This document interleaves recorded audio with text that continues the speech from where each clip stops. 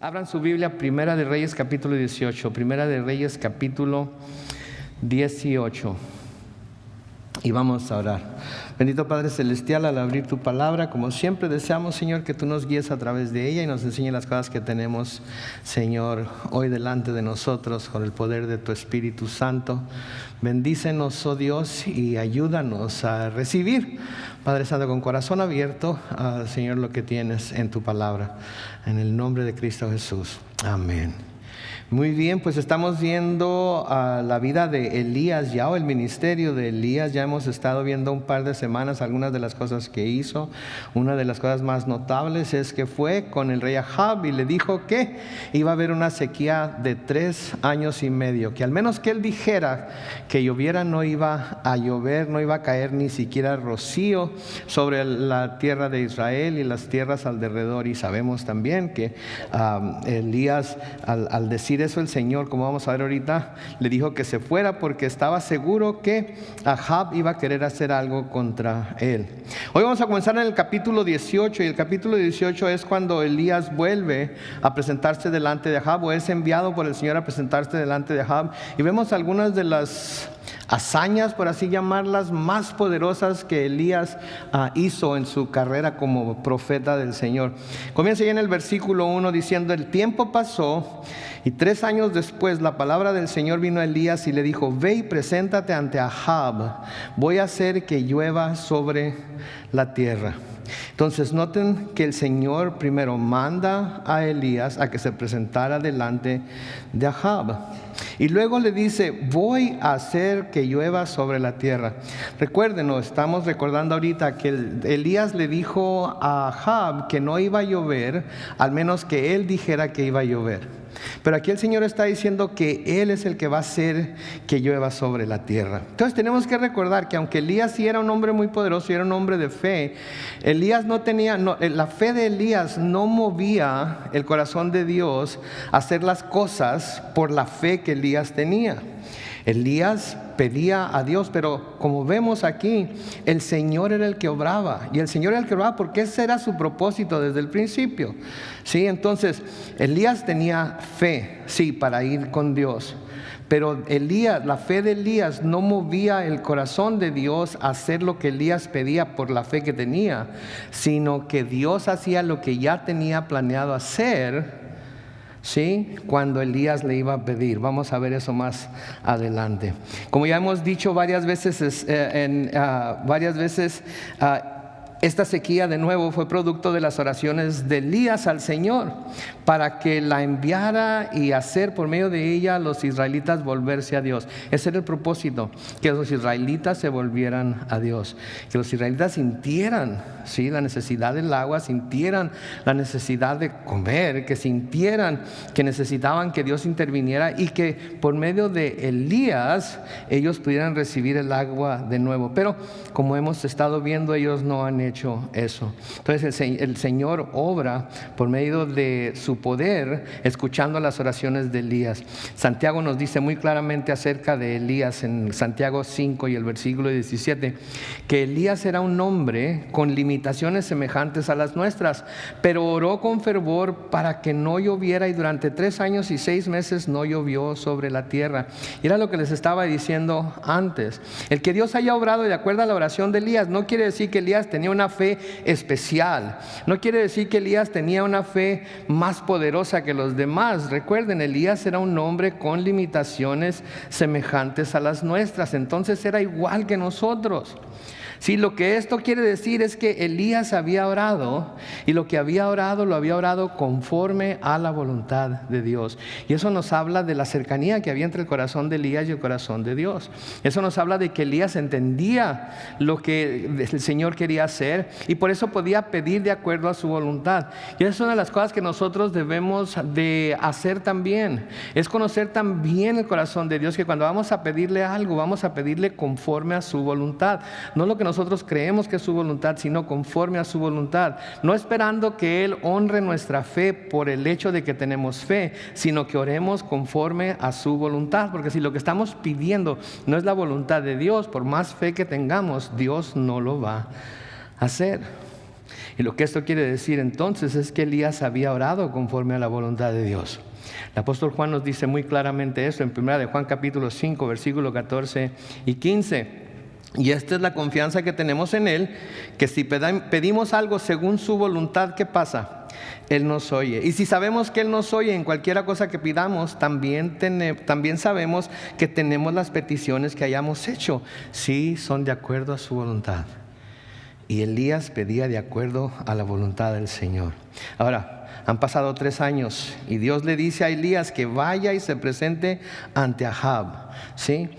Y escuchen esto, a pesar de que en el capítulo anterior, ¿se acuerdan lo que Dios le había dicho a Elías que hiciera después de que pronunció la profecía o después de que predijo la sequía que iba a haber?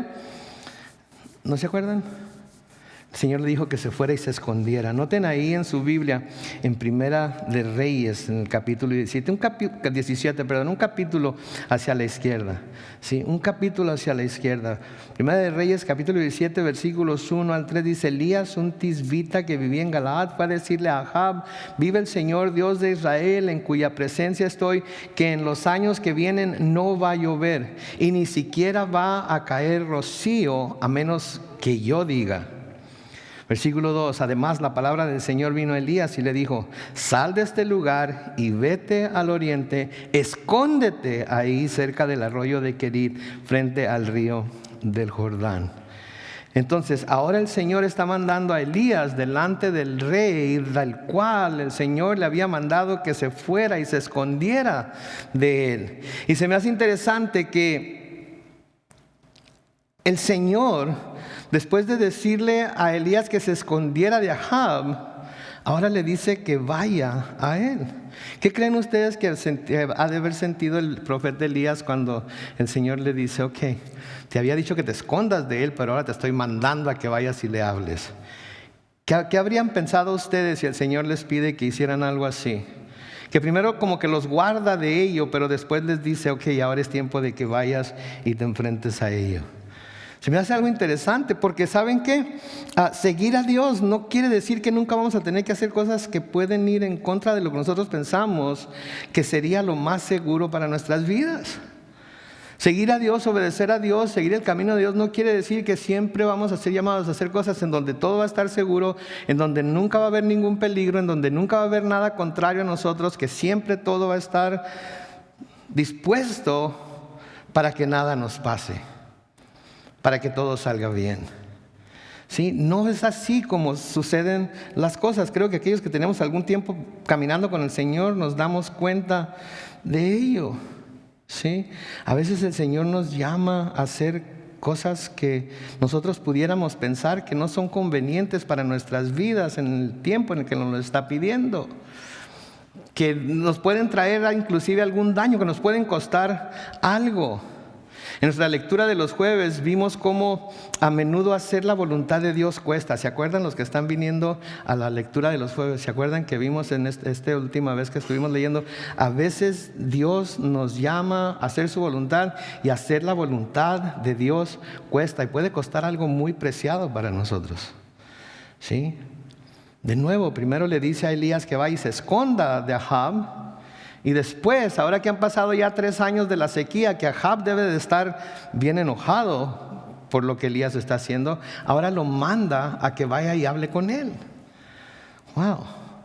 Se me hace medio interesante, pero de nuevo, a veces hacer la voluntad de Dios cuesta. En Génesis capítulo 22, los versículos 2 al 3, leemos esto. Y Dios le dijo, está hablando con Abraham: toma ahora a Isaac, tu único hijo, al que tanto amas, y vete a la tierra de Moría, y ahí me lo ofrecerás en holocausto sobre uno de los montes que yo te diré. Al día siguiente Abraham se levantó, le puso la albarda a su asno y se llevó consigo a 2 de sus siervos y a su hijo Isaac. Cortó la leña para el holocausto y se dispuso a ir al lugar que Dios le dijo. Ahora recuerden, Dios primero le había prometido a Abraham que en Isaac le iba a dar ¿qué? Descendencia.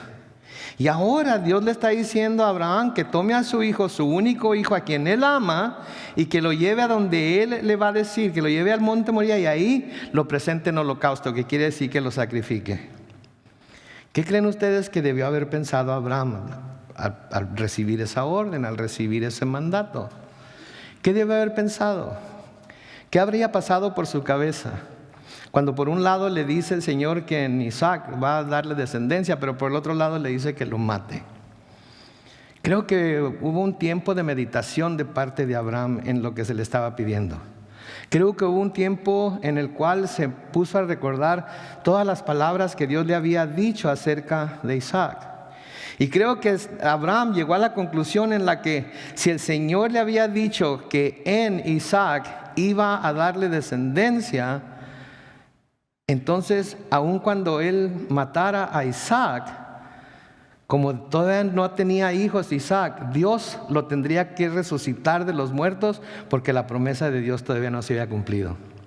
Y porque creo yo que llegó a esa conclusión Abraham, decidió que iba a hacer lo que Dios le dijo, tomó a su hijo, a su único hijo a quien amaba, y se dirigió al lugar en el cual Dios le había dicho que fuera y se preparó para presentarlo en holocausto.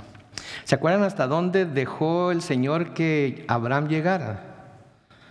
Se nos dice en Génesis que levantó el cuchillo y ya estaba por clavárselo en el pecho a su hijo cuando el Señor le dijo: detente, ahora sé que estás dispuesto a entregarme hasta tu único hijo. Pero estoy seguro que a Abraham le costó. Estoy seguro que a Abraham le costó el tomar la decisión de llevarse a su hijo para sacrificarlo a Dios. Pero eso era lo que Dios le había dicho y eso era lo que iba a hacer, a pesar del costo que esto iba a tener para él. Ahora vemos esto también en el Nuevo Testamento. Vemos esto a través en el Nuevo Testamento, en el libro de los Hechos. No lo van a poner en la pantalla, pero si gustan lo pueden buscar en Hechos capítulo 9. Vamos a comenzar a leer en Hechos capítulo 9 y el versículo 10. Y creo que se van a dar cuenta de lo que estoy hablando cuando comencemos a leer. Vamos a hablar de un hombre llamado Ananías, no el esposo de Zafira, sino otro Ananías. Hechos capítulo 9, versículos 10 al 20, dice que en Damasco había un discípulo llamado Ananías que había tenido una visión en la que el Señor lo llamaba por su nombre. Ananías había respondido: aquí me tienes, Señor. El Señor le dijo en el versículo 11: levántate y ve a la calle llamada derecha y ahí en la casa de Judas busca a un hombre llamado Saulo, que es de Tarso. Está orando. Saulo ha tenido una visión en la que vio a un varón llamado Ananías, entraba y le ponía manos con lo que lo hacía recobrar la vista. Si ustedes se acuerdan, ¿qué andaba haciendo Pablo cuando perdió la vista? Andaba cosechando cristianos para llevarlos ante el concilio, para llevarlos presos, para que los condenaran a muerte, básicamente, así como lo habían hecho con Esteban. ¿Sí? Y aquí está este discípulo que sin duda había escuchado acerca de Pablo, como lo vamos a ver un poquito más adelante. Había escuchado acerca de Pablo y había escuchado que andaba tomando presos a los hermanos. Y él está muy tranquilo, está protegido, se está sintiendo protegido quizás por el Señor, porque no le ha tocado que Saulo lo alcance o lo encuentre. Y mientras está ahí en su lugar seguro, el Señor en una visión le dice: ¿sabes qué quiero que hagas, Ananías? Quiero que te levantes y vayas a la calle a la derecha y vas a encontrar a un llamado Saulo, que ha perdido la vista y que ha tenido una visión en la cual un hombre va y le impone las manos y recobra la vista. Noten la respuesta de Ananías en el versículo 13. Ananías respondió: pero Señor, he sabido que este hombre ha tratado muy mal a tus santos en Jerusalén. También sé que los principales sacerdotes le han dado autoridad para aprender a todos los que invocan tu nombre. Y el Señor le dijo: ve allá, porque Él es para mí un instrumento escogido. Él va a llevar mi nombre a las naciones, a los reyes y a los hijos de Israel. Yo le voy a mostrar todo lo que tiene que sufrir por causa de mi nombre.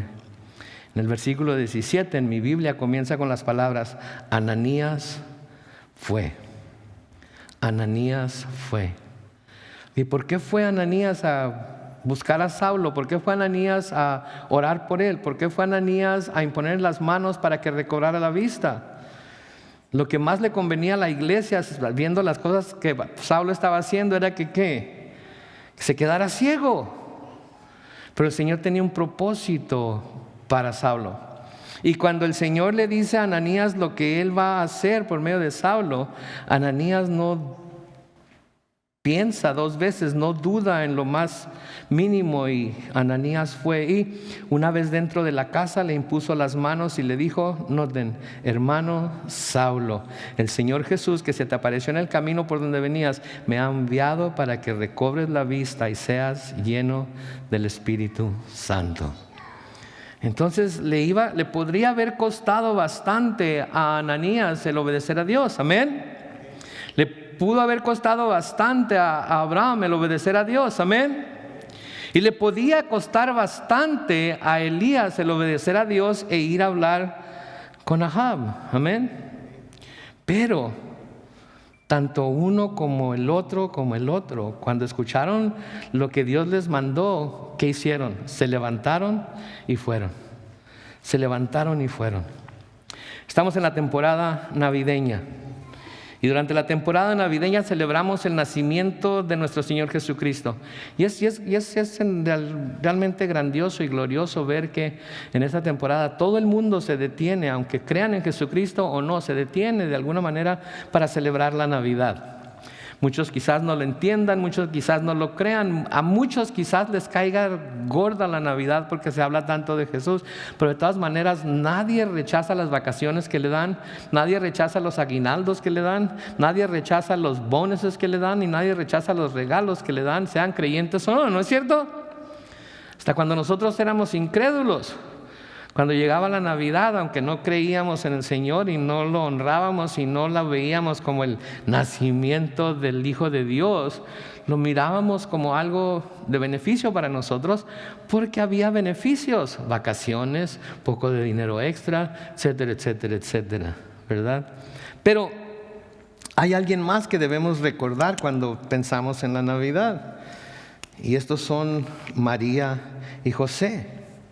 María y José, a quienes se les pidió que se sometieran a la voluntad de Dios, aun cuando hacerlo podría costarles bastante, ¿no es cierto?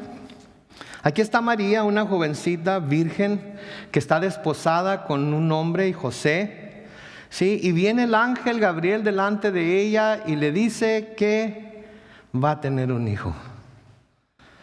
Está comprometida con este hombre, José. Está por casarse con él. Y de repente viene este ángel y le dice: María, vas a tener un hijo. El Espíritu Santo va a venir sobre ti. Y por eso el hijo que vas a tener va a ser llamado el Hijo del Altísimo. Y María tuvo algunas preguntas. ¿Cómo va a ser esto si no conozco varón? ¿Cómo es posible que vaya a pasar esto? Sí, y me imagino que por María debió haber pasado, por la mente de María debió haber pasado José. ¿Qué va a hacer José? ¿Qué va a decir José? ¿Qué van a decir mis padres? ¿Qué van a decir los padres de él? ¿Qué van a decir todos nuestros familiares? ¿Qué van a decir todos nuestros amigos? Pero escucha con atención lo que el ángel Gabriel tiene que decir. Escucha toda la explicación que el ángel Gabriel le da. Y en Lucas capítulo 1 y el versículo 38, después de que María escucha todo lo que Gabriel dice, María dijo entonces: yo soy la sierva del Señor, cúmplase en mí lo que has dicho. Y el ángel se fue de su presencia.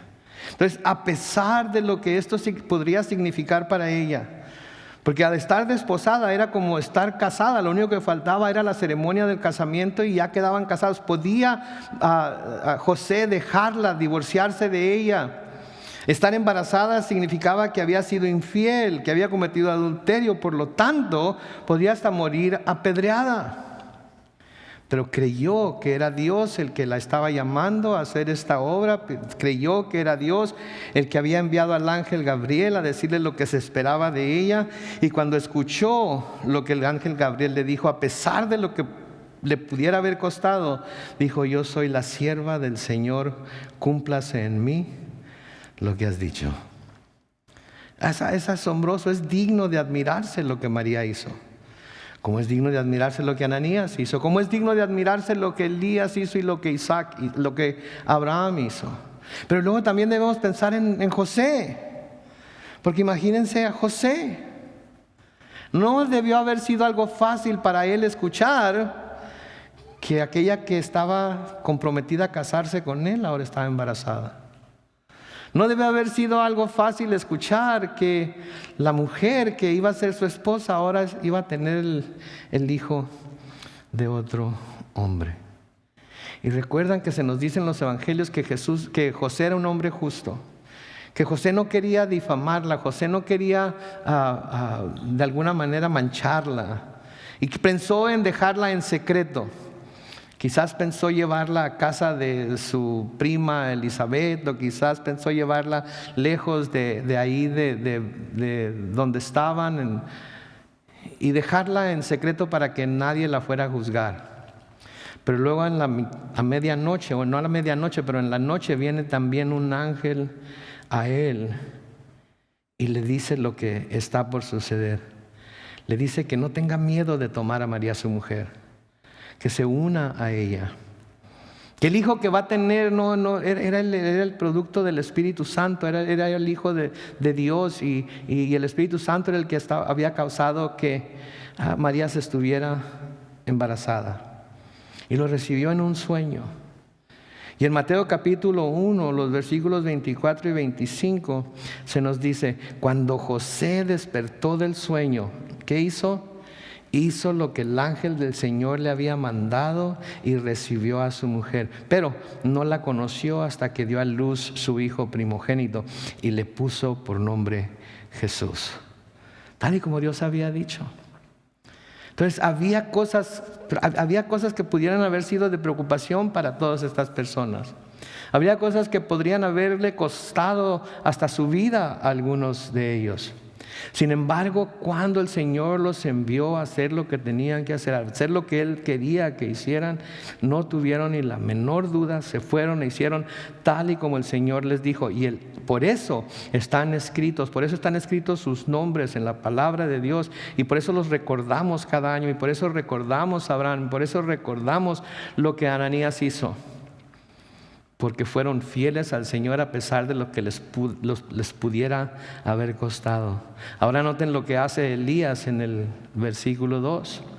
Elías, ¿qué hizo cuando el Señor le dijo que fuera con Ahab? Elías se puso en marcha para hablar con Ahab. Y luego se nos dice: el hambre que azotaba a Samaria era terrible. Elías simplemente obedeció al mandato de Dios. Noten que no se puso a alegar con Dios: Señor, pero si primero me habías dicho que me escondiera, ¿cómo ahora me vas a mandar a su presencia?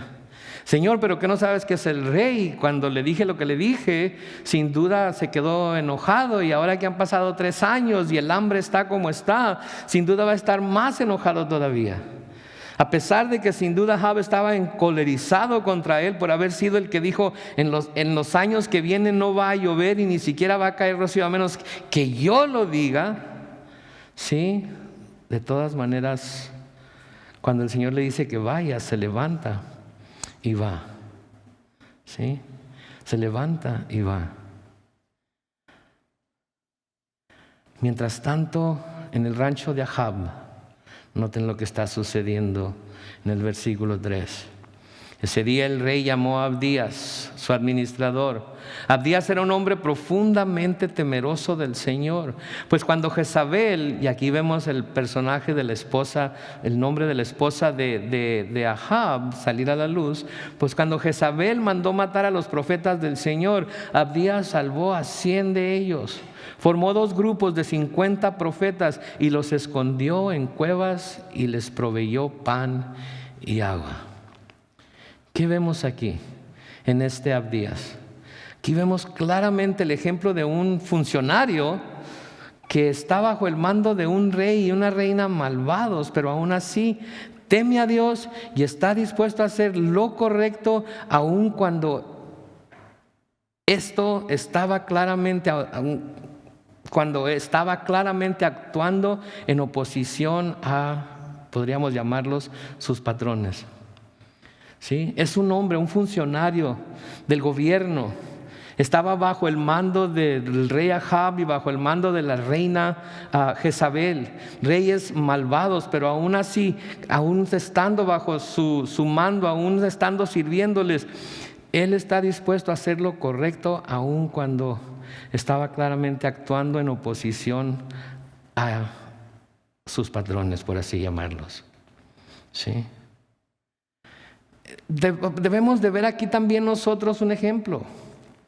Porque no importa qué papel estemos desempeñando en nuestro trabajo, no importa qué papel estemos desempeñando en nuestra escuela, no importa en dónde nos desenvolvamos, siempre va a haber gente, bueno, no debería decir siempre, pero a menudo va a haber gente que no es creyente sobre nosotros, que son nuestros supervisores, que son nuestros gerentes, pueden ser hasta nuestros patrones.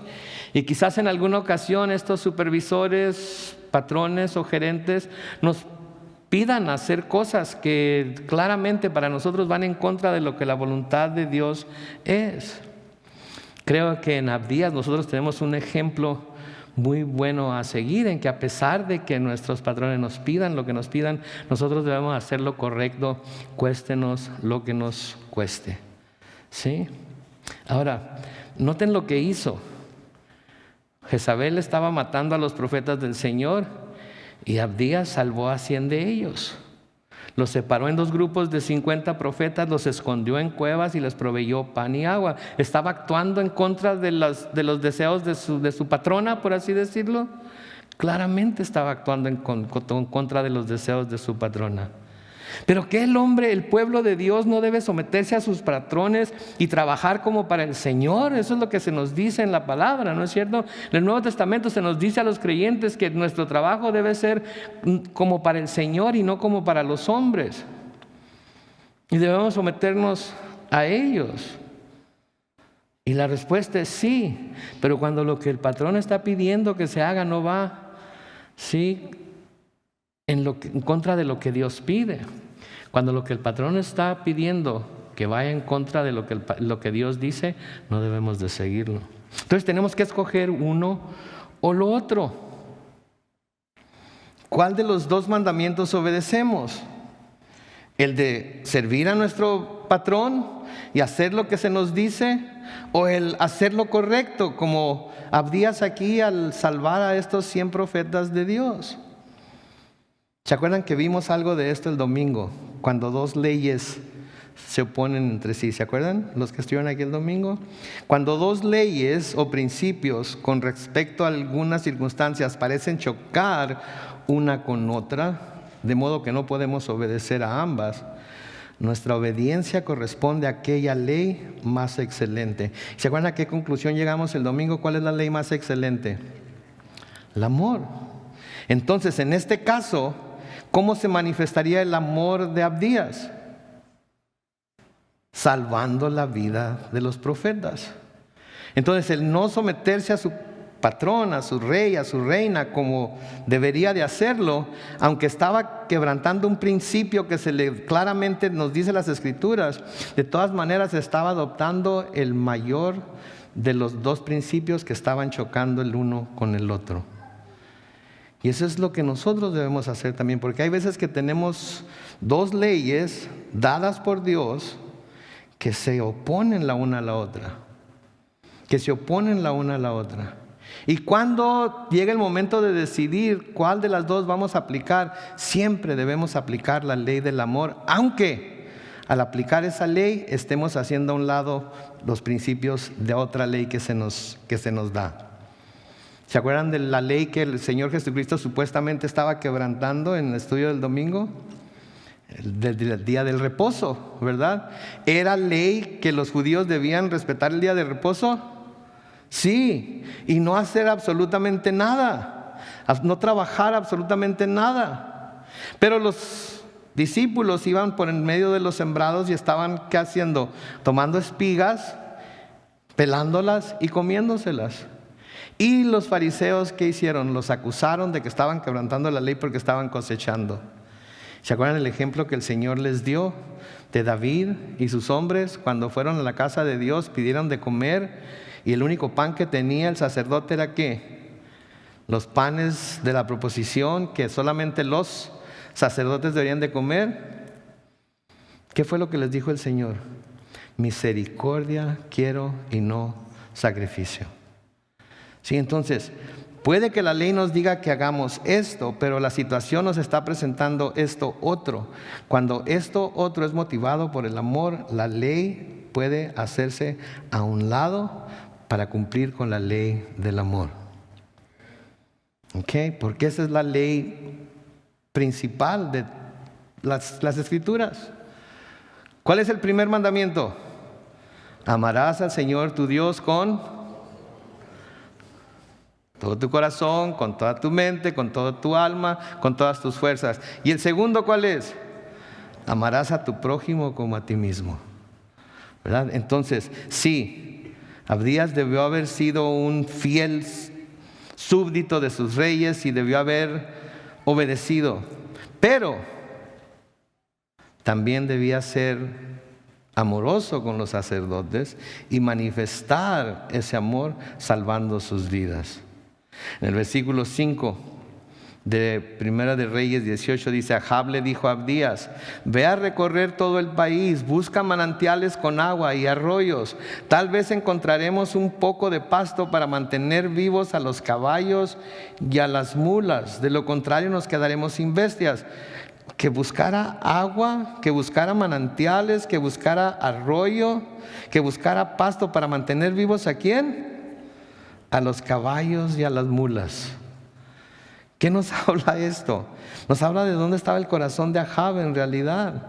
Su preocupación no fue por el pueblo, que sin duda estaba sufriendo por falta de agua y por alimento. Su preocupación era ¿por qué? Por los caballos y las mulas. Vamos a ir a buscar agua, vamos a ir a buscar arroyos, vamos a ir a buscar manantiales, vamos a ir a buscar pasto para salvarle la vida a los caballos y las mulas. Si nos deja saber claramente dónde estaba el corazón de Ahab, ¿verdad? Quería salvar. ¿Por qué creen que quería salvar a los caballos y las mulas? ¿Qué simbolizaban? ¿De qué eran símbolos los caballos y las mulas? Poder militar. Los que tenían caballos eran los ejércitos poderosos, eran los que podían seguir manteniendo el control del país. Y Ahab quería mantener a los caballos y a las mulas vivas porque eso le daba el poder para poder seguir teniendo control del país. Y no cabe duda que las cosas no cambian mucho, aun cuando pasen siglos desde que y miles de años desde que estas cosas se escribieron, porque eso es básicamente lo que nuestros gobernantes hacen, ¿no es cierto? Se supone que deben de cuidar del pueblo, se supone que deben de hacer que todas las cosas sean favorables para el pueblo, para que viva en paz, para que tenga lo necesario, para que tenga todo lo suficiente. Pero parece ser que en cuanto llegan al poder, su primera preocupación es ¿qué? Mantenerse en el poder, ¿verdad? Y eso es de lo que se preocupan más, mantenerse en el poder. No del bienestar del pueblo, sino mantenerse en el poder. Y usan cualquier táctica que puedan, ¿no se han dado cuenta? Nos quieren tener todos asustados, nos quieren tener todos amedrentados, ¿verdad? Ya no haya uno ni qué creer ni a quién creerle, ¿no es cierto? Y ya saben de lo que estamos hablando del COVID, ¿verdad? Y quieren causar división aún entre cristianos con esto, para que no haya esa unión que se supone que debe haber y que hace la fuerza. Es más, esto ha llegado a dividirnos entre buenos cristianos y malos cristianos. ¿Sabían ustedes eso? ¿Quiénes son los buenos cristianos? ¿Los que se vacunan o los que no se vacunan? No me digan. Ustedes piensen, ¿quiénes son los buenos cristianos? ¿Los que se vacunan o los que no se vacunan? Pues unos dicen los que se vacunan porque no están pensando en ellos mismos, están pensando en los demás. ¿Ah? Otros dicen los que no se vacunan porque no se están sometiendo, están confiando en Dios. El otro día miré un tweet que decía: ¿quieres saber quién es un buen misionero? El que sea buen misionero va a decidir vacunarse, porque así va a poder ir al campo de misiones a donde quiera que el Señor lo mande, porque si no se vacuna obviamente no va a poder viajar a muchos países. Pero eso es en lo que consiste un buen misionero en realidad. No consiste en el amor que tiene por las personas a las que quiere alcanzar. Y si para ir a alcanzar esas personas tiene que vacunarse, no estaría mostrando que está dispuesto a hacer lo que tenga que hacer por alcanzar a esas personas. Entonces, de nuevo, ¿quién es el bueno y quién es el malo? Si se fijan lo que esto está causando, si se fijan cómo nos está haciendo que pensemos las cosas en términos como ellos quieren que lo pensemos, y a menudo la gente se juzga la una a la otra porque unos se vacunan, otros no se vacunan. Y yo no me he vacunado, pero soy un transvacunado porque me identifico como alguien que ya se vacunó. Entonces, tenemos que tener mucho cuidado con eso, tenemos que tener mucho cuidado, porque ese es el corazón de los reyes, ese es el corazón de los que gobiernan, el mantener el poder sobre sus pueblos. Versículo 6 dice ahí: para recorrer el país lo dividieron en dos partes. Ahab se fue por un lado y Abdías se fue por otro. En el camino Abdías se encontró con Elías y cuando lo reconoció, lo que quiere decir que ya lo conocía, se inclinó de cara al suelo y le preguntó: ¿acaso no eres tú mi señor Elías? Y Elías respondió: sí, yo soy Elías. Ve y dile a tu amo que aquí estoy. Ve y dile a tu amo que aquí estoy. ¿Sí? Ahab había andado buscando a Elías por todos lados. Ahab quería agarrar a Elías de algún modo para hacerlo, me imagino yo, que hiciera volver llover. Pero el Señor no había dejado que Ahab lo encontrara. Sí, y si se acuerdan ustedes, el Señor había movido cuando menos en 2 ocasiones a Elías de un lugar a otro. ¿Se acuerdan? Primero en el arroyo y luego con la viuda y así sucesivamente. Y de hecho, aquí no se nos va a decir que una de las cosas que Abdías tenía temor de ir a decirle a su rey que Elías ahí estaba, era precisamente que eso volviera a suceder. Noten de nuevo el versículo 8. Y Elías respondió: sí, yo soy Elías, ve y dile a tu amo que aquí estoy. Pero Abdías le preguntó: ¿cuál es mi pecado? ¿Por qué quieres entregar a este siervo tuyo? Si caigo en manos de Ahab, me matará. Entonces aquí Abdías le está diciendo a Elías: oye, con amigos como tú, ¿quién necesita enemigos? Me estás mandando a que le diga a Ahab que aquí estás, que te encontré, pero si voy y le digo que te encontré y luego no es, bueno, vamos a seguir leyendo, porque le va a decir, y luego le digo dónde estás y no te encuentra, me va a matar. Versículo 10, te juro por el Señor tu Dios que mi amo no ha dejado de buscarte por todos los reinos y naciones, pero siempre le dicen que ahí no estás, y Ahab los ha obligado a jurar en verdad que no te han visto. En otras palabras, como quien dice, les ponía la espada al cuello y los hacía jurar que no habían visto a Elías. Y la verdad era que nada más había estado en 2 lugares que nosotros sepamos Elías, y no había andado por todos lados, pero Ahab lo andaba buscando. Versículo 11 dice: y ahora vienes tú y me ordenas que vaya y le diga al rey: aquí está Elías.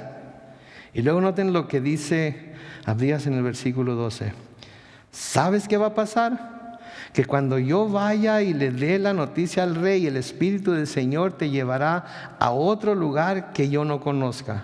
Y cuando el rey venga a buscarte, si no te hallas, seguramente me matará. Este siervo tuyo teme al Señor desde que era joven. ¿Acaso no te han dicho, mi señor, que cuando Jezabel estaba matando a los profetas del Señor, yo escondí a 100 de ellos y 50 los puse en una cueva y a los otros 50 los puse en otra y los alimenté con pan y agua? Entonces, habiendo sabido Abdías lo que había pasado con Elías, que el Señor lo andaba moviendo de un lado para otro para que Ahab no lo encontrara, tiene miedo de ir a decirle a Ahab lo que Elías le está diciendo que le diga. Dile que aquí estoy. Y tenía miedo con razón, porque así como había amenazado a otros, lo podía matar a él. Si él iba con seguridad a decirle: aquí está Elías, y luego Ahab iba a buscarlo y no lo encontraba, ¿qué creen que iba a hacer Ahab con Abdías? Lo iba a matar. Lo iba a matar. Y entonces aquí Abdías le dice a Elías lo que ha estado haciendo al ver que Jezabel estaba matando a los profetas del Señor. ¿Sí? Versículo 14 dice: y ahora vienes tú y me ordenas que vaya y le diga a mi amo que estás aquí. ¿Acaso quieres que me mate? Entonces Elías le dijo: te juro por el Señor de los ejércitos en cuya presencia estoy, que hoy mismo me presentaré ante tu amo. Y entonces Abdías fue en busca de Ahab, y cuando lo encontró le dijo que el profeta Elías estaba ahí. Y Ahab vino al encuentro de Elías, y cuando lo vio dijo: ¿qué no eres tú el que anda perturbando a Israel? Noten lo que creía, lo que tenía en su mente Ahab en cuanto a Elías. Estaba perturbando a Israel. Él era el que lo estaba perturbando. ¿Por qué consideraba a Elías como el que estaba perturbando a Israel? Porque él había decretado básicamente la sequía por la que estaban pasando. Y porque se había llevado a cabo la sequía, entonces Ahab miraba a Elías como el responsable. Es como cuando los discípulos empezaron a predicar el evangelio. ¿Se acuerdan qué decían los fariseos y los sacerdotes y todos los principales de los discípulos? Decían que andaban haciendo ¿qué? Trastornando al mundo, poniendo al mundo de cabeza, básicamente quiere decir. ¿Estaban los discípulos poniendo al mundo de cabeza o lo estaban poniendo como debería de estar? Estaban poniendo como debería de estar.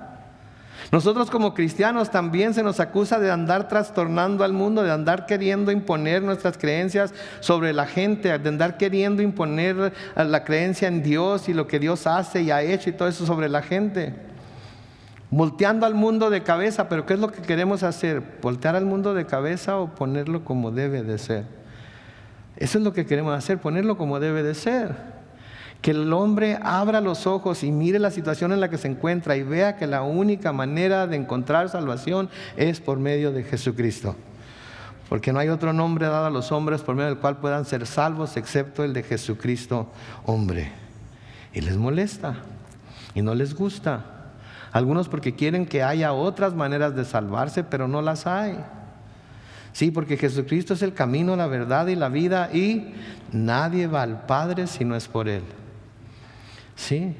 Entonces no estamos tratando de poner al mundo de cabeza. El mundo ya está de cabeza, pero cuando se quiere poner a alguien que está de cabeza de la forma correcta, siente como que se le está moviendo el tapete, por así decirlo. Y eso era precisamente el concepto que Ahab tenía de Elías. Versículo 18 dice: y Elías le respondió: yo no ando perturbando a Israel. Lo perturban tú y la familia de tu padre al apartarse de los mandamientos del Señor y seguir las imágenes de Baal. Pero ordena ahora que todo el pueblo se reúne en el monte Carmelo, junto con los 450 profetas de Baal y los 400 profetas de Asera que Jezabel alimenta. Noten por favor a Elías aquí, con qué valor. ¿Sabes qué? Yo no estoy trastornando a Israel.